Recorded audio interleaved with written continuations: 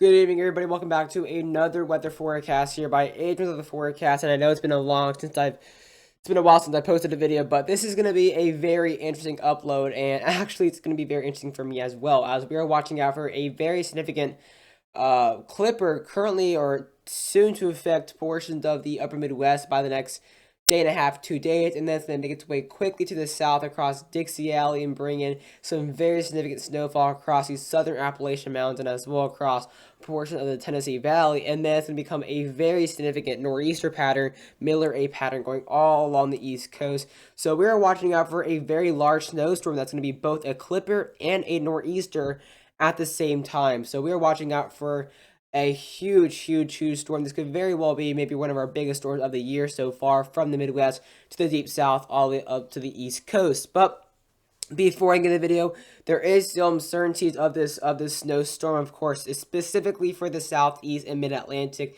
especially with the low pressure placement. If there's going to be dry slots, if there's going to be warm noses, but there's a lot more uncertainties for the Midwest. We do actually have winter storm watches right now across this general area already, and we should start to see by later tomorrow further watches being further issued across the remaining of the majority of Missouri, probably southern and western Illinois, and probably stopping to Arkansas by tomorrow.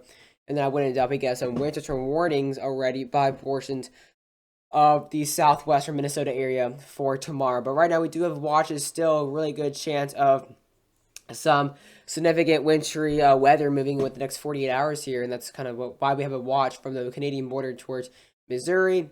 But trust me, this is going to be a completely different map of tomorrow. We're going to be seeing a lot more widespread areas, because the main area we're going to be watching out for is going to kind of come as a clipper. It's going to try to go further east, but there's going to be really strong high pressure along the Great Lakes. It's going to force it to kind of go to the south a little bit. This is kind of more over dramatic. I think I'm being a little bit more over dramatic. So actually, low pressure is going to kind of track like this. It's going to dip south, then go along Dixie, and then just go up the East Coast. Is exactly why we're gonna be seeing so much snow, because this is gonna be a very weird pattern. But currently, it's sitting in place across the Pacific Northwest. This same system we're watching out for Windstorm Izzy, which is the storm we're talking about right now. That's currently in the Pacific Northwest. It's still thousands of miles away. That's why there is still uncertainties, but there's definitely a growing confidence in a very significant pattern all across this general path of snow and wintry weather from this upcoming storm. So one thing I want to look at is the actual Weather Prediction Center Day 3 outlook for the winter storm impact. So here's the overall windstorm day impacts for Day 3, which is going to be obviously towards the Friday time frame, which is going to be Day 3, because obviously Day 1 will be today, Day 2 Wednesday or Thursday, and then Day 3 Friday. So we do actually have moderate impacts for this. Again, it's going to be a lot less significant. This low pressure is going to be a lot weaker, and it's going to be pretty much a lot faster moving because of that kind of gradient with the high pressure, really pushing that storm quickly to the south. So this is not going to be anything necessarily too crazy for the upper Midwest, but it's still going to bring in a good amount of snowfall, probably in some cases over a foot, which, again, it's not too uncommon for these areas. But we do as well have a large area of minor impacts. This is going to be minor impacts considering it's the Midwest. It's still going to be a pretty significant storm as well.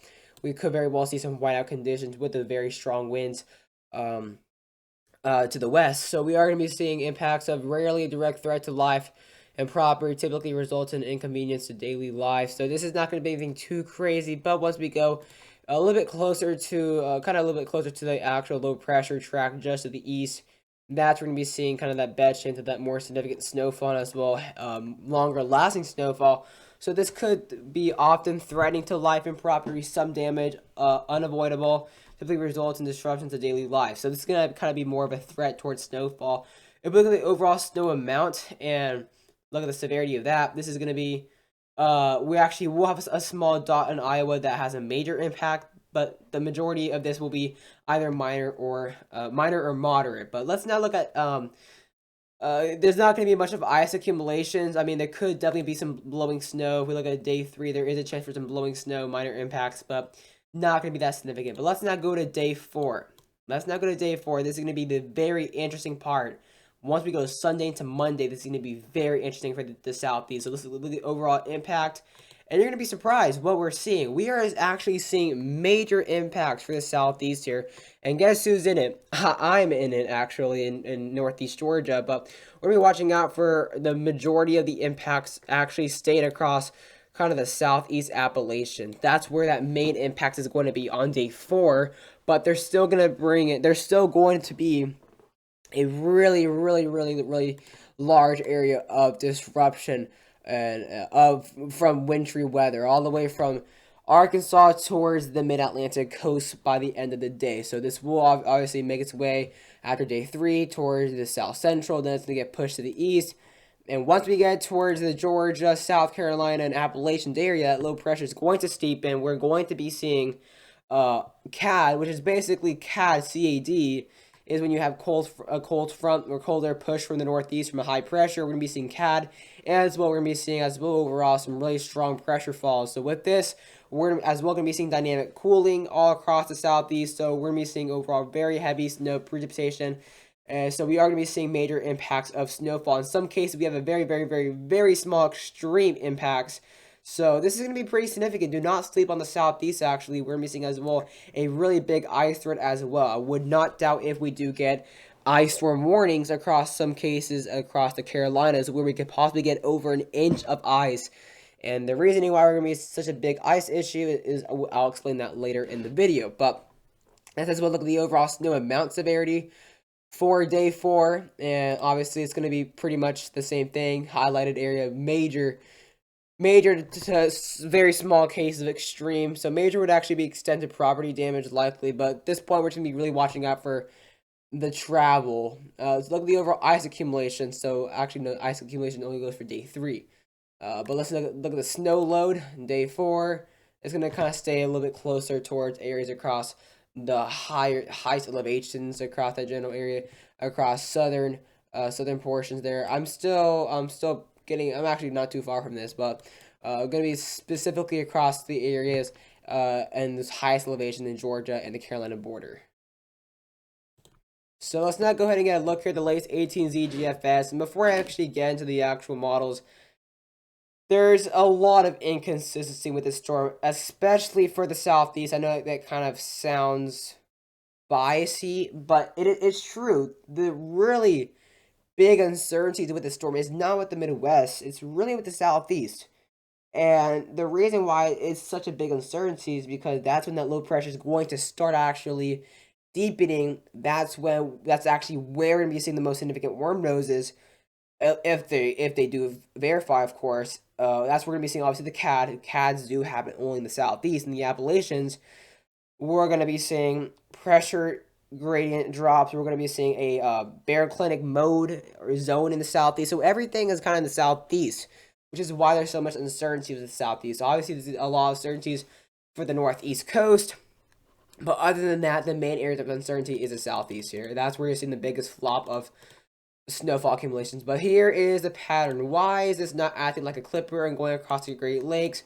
Well, there's a big there's a big high pressure along the Ontario area of 1,038 millibars. So it's kind of acting as a blockade system saying you shall not pass. You are not going to cross the Great Lakes. You are not going to the towards the Midwest. This is going to bring really dry cold air with it. So actually this will actually help with the setup. You have that cold air all across the surrounding with the high pressure, and there's that low pressure forming between two high pressures. So that cold air is going to be there, and there's that overall snowstorm forming by, what is this? This is going to be the 14th at 6Z. So yeah, it's going to be 6Z. So it's going to be the very kind of beginning of Friday. And then as we go down towards 15, if we now go to the January 15th, which is going to be Saturday, overnight into Saturday morning, there is that low pressure now really dipping pretty far south into Texas. So we're actually going to be kind of seeing overall transfer. You can see that low pressure dramatically gets pushed to the south. And why is that? Look at that low pressure, or look at that high pressure, 1,042 millibars, and it's pushing further south. Notice how it kind of pushes a little bit to the south. See like how it drops. And look at this. And this is exactly why it's going to drop at a fast rate. The snowfall. Look at 1,043 millibars, practically not even 300 miles away from that snow. And this is going to really push it's going to really push. And look at that, 2 areas of high pressure of 1,045 millibars, and that's why the low pressure is all the way down here, but the snow's all the way up here because that low pressure is getting absolutely pushed. I mean, that those high pressures are obviously going to win the gradient battle. They're going to obviously outplay the low pressure. The low pressure is only 1,005 millibars. That has no chance within 2 high pressures that are in the higher end. And this is going to still keep that cold air across the Midwest. But notice this one. Look at that one high pressure up here. Notice how quickly now it actually pushes towards now the Quebec area and pushing closer to the northeast. This is going to become a big factor once we get towards Monday. We'll talk about that a little bit later. But here's this low pressure now, 1,007 millibars at 18Z on the 15th of January, which will be Saturday. So there's that low pressure across the Mississippi River Basin. 3 years of high pressure just guarding the Midwest. And that's going to really help bring in that cold air all across. So areas kind of north of that low pressure are going to be seeing those relatively close to or below freezing temperatures across Missouri. Let's look at Arkansas sounding real quick. I know you typically don't hear about soundings for winter, but this is a relatively decent sounding, although it is just above freezing. It really doesn't necessarily matter that much because there's not really actually any warm noses or EMLs anywhere, so that would really inhibit. That actually would really yield really good snowfall across Arkansas and Missouri. So we're not going to have to worry about any warm noses. Why are we not going to worry about any warm noses across this area? Because the front in Genesis isn't that strong. But that's why I'm saying the biggest question are for the Southeast. Because notice, as this low pressure steepens, as we now get closer to Saturday night to Sunday morning, notice as the low pressure steepens, and then you're going to start seeing this high pressure now across the Northeast. And practically near Toronto, this is going to be causing the CAD. It's going to bring in that really cold air from the northeast because of that high pressure setting up. It's going to bring in cold air actually coming in from the northeast and not the northwest. Typically, you have these cold fronts and Arctic blasts come from the west. Well, this is actually going to come in from the east. Very odd setup, like I said. So that's actually going to allow for a window of below freezing temperatures just for the southern Appalachians, and that's why there's going to be such a really high uncertainty level with the forecast for some of these areas. But 1,004 millibars, and this is where the uncertainty comes into play. Notice how we start to see a ton of ice developing across the Carolinas by 12Z. There's that low pressure now steepening a lot more now at 1,000 millibars. Now, why could this be? Why could we see so much ice? I mean, look at the high pressure now all the way across New England. Why could we start seeing freezing rain? Why is there so much freezing rain when we have a CAD coming in, bringing in cold air, and then we have kind of practically a good amount of moisture, and it's practically going to be below freezing. Why is there so much freezing rain? Well, let's just take a quick sounding here closer to that low pressure. Look at that. There's your answer. Although it's 26 degrees at the surface, plenty enough for snow. Look at the 850 millibar layer. We have a really, really strong inversion. Although we do really moisten the 850 millibar area, although we really moist it up, and it's saturated all across this whole area and this whole environment, look at that really strong inversion. It practically gets to around 10 degrees or almost 5 degrees Celsius at 850 millibars. And it kind of stays at that closer to around 8 at 700 millibars. So this is not only a really strong inversion, but it goes pretty high up in the levels. And the reasoning why we do have such extreme inversion, you can kind of only see in the southeast. Only in the southeast you're going to see this inversion. Only in the southeast with this setup. At least a significant inversion like this. I mean, look at that. Really, you have the temperature at the surface, but the upper levels are just absolutely horrendous for snow. The reasoning why we see that is because of that strong phrenogenesis. For people who aren't familiar with phrenogenesis is practically when you're going to try to neutralize the environment. So if it gets too much of a temperature gradient, the environment doesn't like that, and it's going to try to decline that gradient. So it's going to bring in warm air advection on the cold side and cold air advection on the warmer side to help kind of neutralize. And that's why we're seeing such significant warm advection, because of that gradient trying to neutralize. And that's why we're going to be seeing such uncertainty, because it can either be extreme freezing rain, it can either be extreme snow, it can either be extreme sleet. But here's now by 18Z. Once this low pressure now pushes away further eastward, once we start to see less frontogenesis actually acting upon, because it's not going to be the backside, that's going to start getting that snow across Georgia, Kentucky. But this is going to mainly be a huge uncertainty for northeast Georgia, north central Georgia, western Carolinas, and as well the Appalachians in Virginia, West Virginia, and Tennessee. But you can just see how significant the GFS gets there. Now by 0Z on the 17th, there's that low pressure at 995 millibars. You're going to start seeing some really strong dynamic cooling ahead of the system. So going to be seeing some really extreme rising of cold air along this area. So we could possibly see a very significant snowstorm for the mid-Atlantic, and as well really significant nor'easter, Miller A-type nor'easter. And look how it really goes pretty far inland, and that's what I was talking about by Monday. High pressure here, since it kind of it's barely off the coast, it's going to allow for a blockade system to block that low pressure, and that's why the low pressure is going to go so far inland. So if you are in Boston, New York City, Long Island, you guys are just going to, you guys are going to be real upset, because you guys are going to just miss out. You're going to get some good snow in the beginning, then all that rain washes it out with really warm temperatures. And there it is, 983 millibars. So again, dynamic cooling, going to be seeing some really strong convergence with some upper level divergence. Going to be seeing as well, just as well a lot of as well CVA with this system. I spent a lot of time on the GFS, not sure why, but let's look at the European. The European, I'd say, has been really aggressive, but very consistent. It's barely changed, while the GFS has kind of been on and off, on and off, on and off, which kind of makes me question the GFS. While the European, they are a lot more consistent, but they're also a lot more aggressive. So there's that high pressure along the Ontario, and then you have two high pressures kind of really pushing it on. There you see that higher pressure in the upper level of the snowstorm. So we're gonna be seeing some really dry snow. Once we get a little bit closer to low pressure, we're gonna be seeing a little bit heavier snow, compact snow across Iowa, Missouri. And again, you're not gonna be seeing anything too crazy across these areas. It's gonna be rather light, but look at this low pressure, really weak according to the European. Only 1,010 millibars once you're in Louisiana, and it looks like this really dry air is getting to the system. That's why it's really just kind of losing all its strength. But as this high pressure backs off and goes into the northeast, here's a look at the European. So 1,006 millibars. But notice how there's already a lot going on here across Georgia, and the Carolinas already at 6Z on the 16th. So already getting a lot of action already, a lot earlier than the GFS, which is very interesting. The reasoning for that is because the European not only has somewhat colder temperatures, but it does not have those warm noses that significant, because the warm advection is not that significant in the European.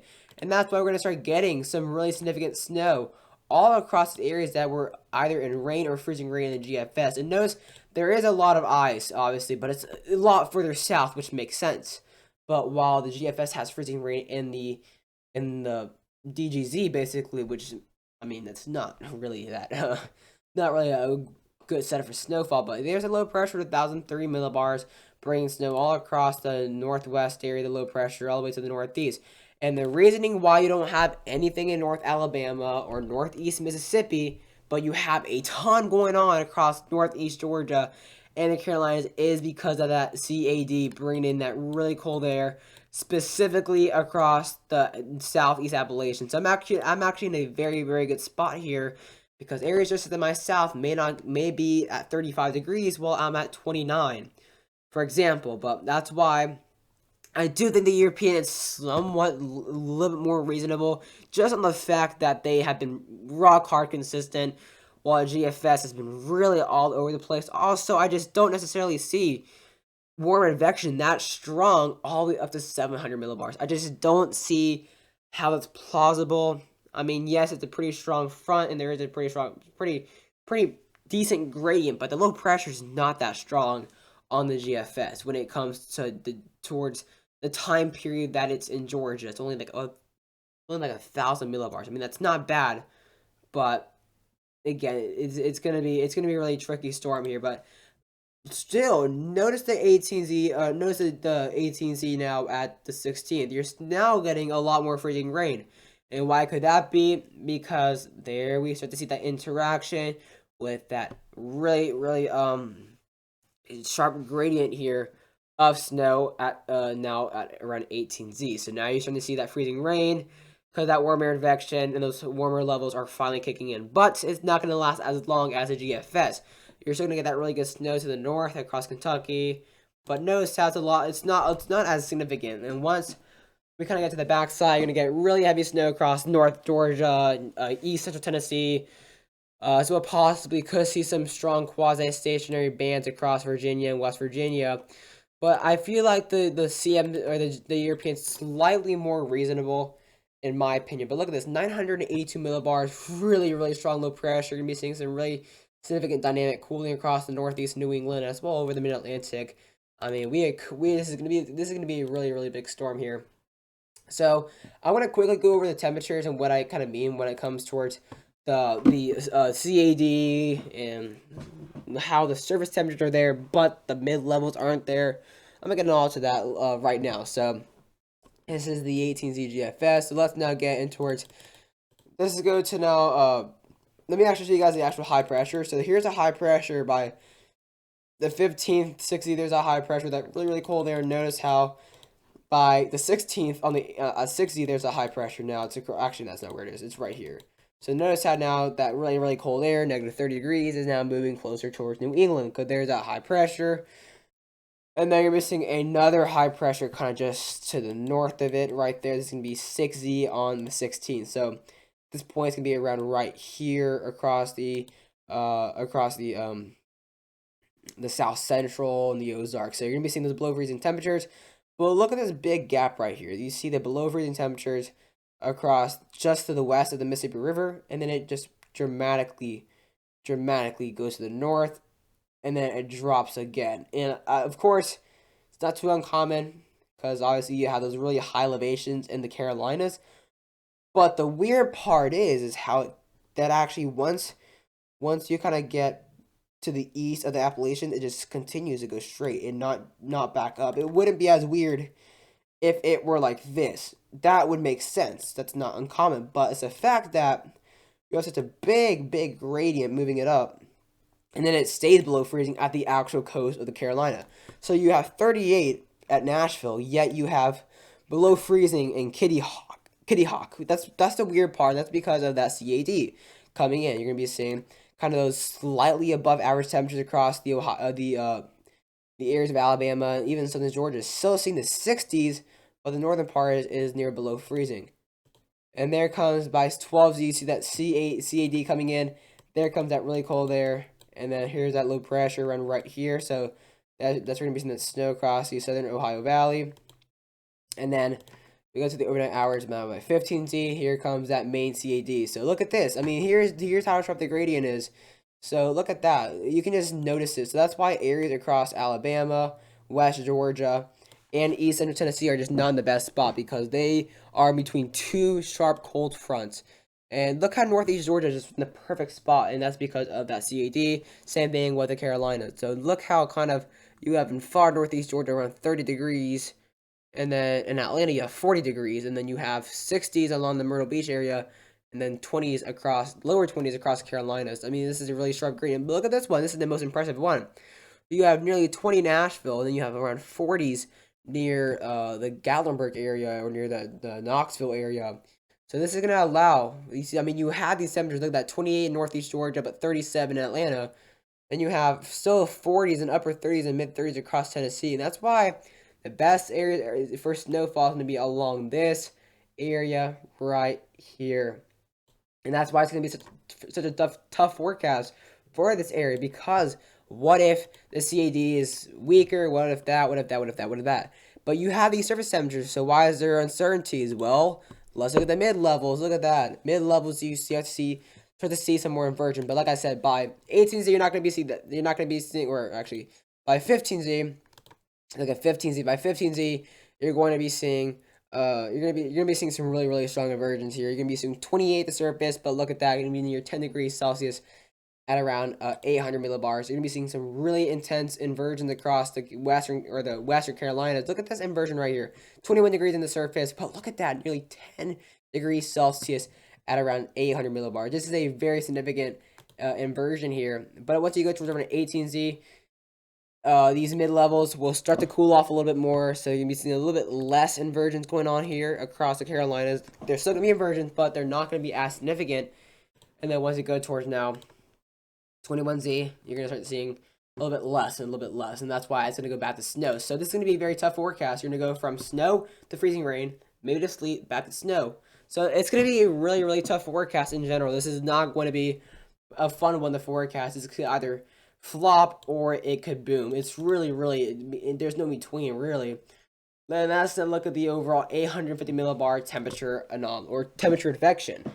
So let's go ahead and look at how this front agenda is going to try to neutralize this environment. So let's now look at the 16th by 3Z. You're already starting to see as this colder air from the areas of the Northeast are moving in. You're going to start seeing a really sharp gradient, and that's going to allow for a really strong warmer advection at 850 millibars to try to neutralize and try to warm up that cooler area. While look at the warm front, you have cooler air advection to try to cool off the warm area to neutralize and try to even out this environment. And this is why the CAD is going to be a big factor to the snow, but also a big inhibiting factor, because look how strong this warm air advection gets by 9Z. And then look at 12Z, really, really, really strong warm advection. That's some really intense warm advection. That's why the GFS has so much freezing rain. So much. This would be prompted to bring in ice storm warnings. But notice how there's colder advection in the areas that are above average.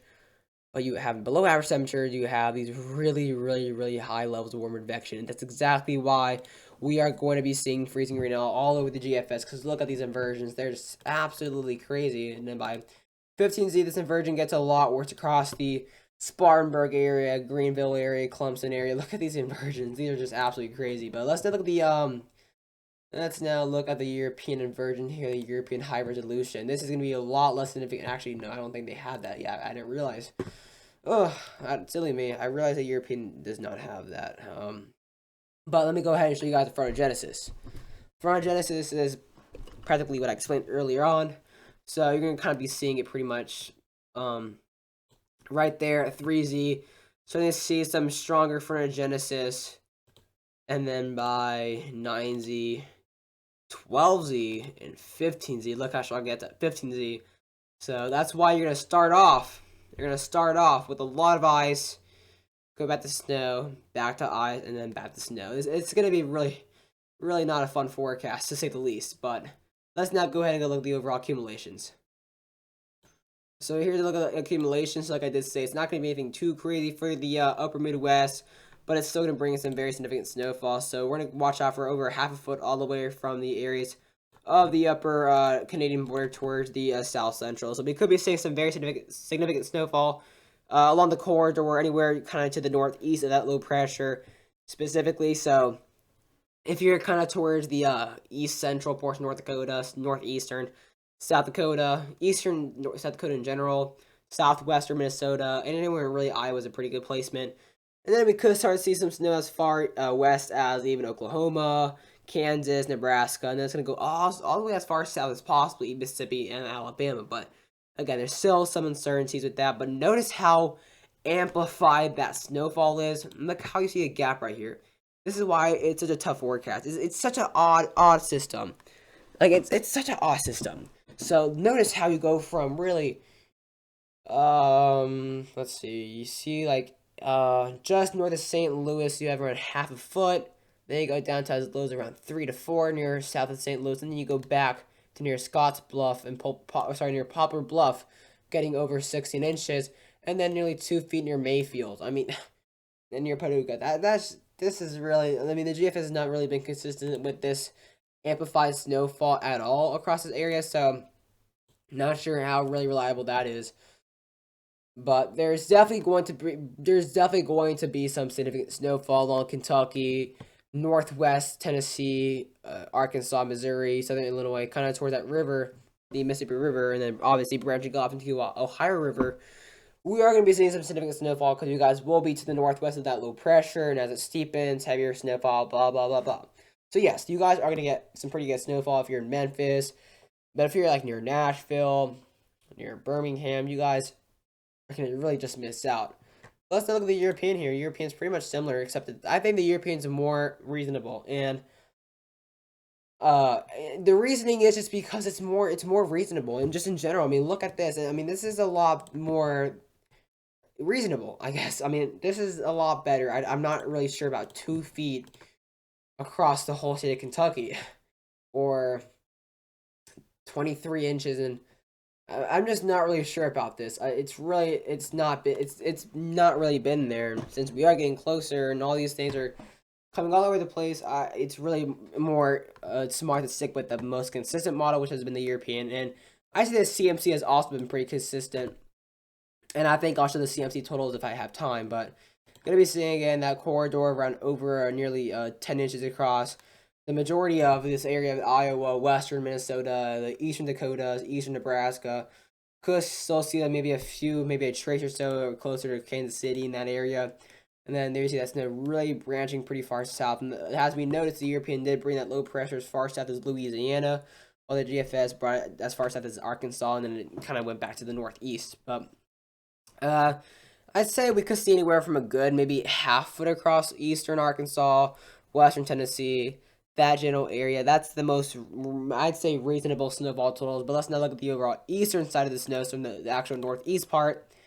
Here's a GFS. So this is a handful amount of snow here, a handful of colors, and believe it or not, all of this is practically from one storm. All of this is practically all from one storm. Believe it or not. I mean, that's looks like a whale or something like that. Looks like I don't know what that is, but so notice the big difference in the southeast. I mean, look at that. You go from around like what is this, 2 feet to basically what is this, like 3 inches, 2 inches in a matter of like 3 counties, 2 counties. And although there are obviously some pretty sharp differences in elevation, this is not a typical elevation snowstorm. This has to do with obviously who's getting freezing rain and who's getting snow. So this is going to be a tough forecast. And again, like the GFS, I'm really not sure about it, but this is not going to be a good coastal storm like we saw previously.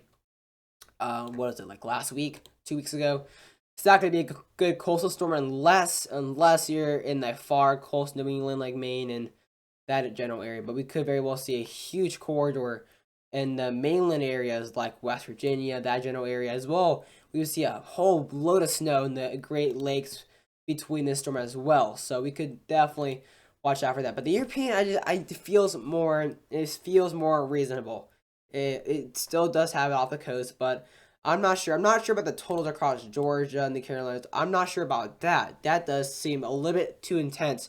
But the overall storm in general looks pretty reasonable on the GFS. I mean, or on the European. So here's the overall corridor around nearly what is this, over a foot or something like that, or actually yeah, around like over 9 inches. This is the corridor here, and then if you look at the GFS, look how much bigger that is. I'm just not sure if there's enough confidence with this much inconsistency. I'm just not too sure. And of course, we're also gonna be seeing a huge freezing rain threat across the southeast specifically. So here's an overall. Oops.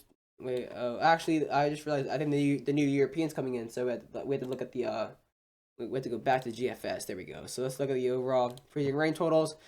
Gonna be seeing some really significant freezing rain totals across the Carolinas, especially in the central Carolinas, near central North Carolina, and as well north central South Carolina. That's going to be seeing those more significant warm noses. And the sleet totals may get over 3 inches, which is absolutely crazy. So this is also going to be a massive ice threat for those areas that are going to be seeing those warm noses. But hope you guys enjoy the video, and I'll see you guys later.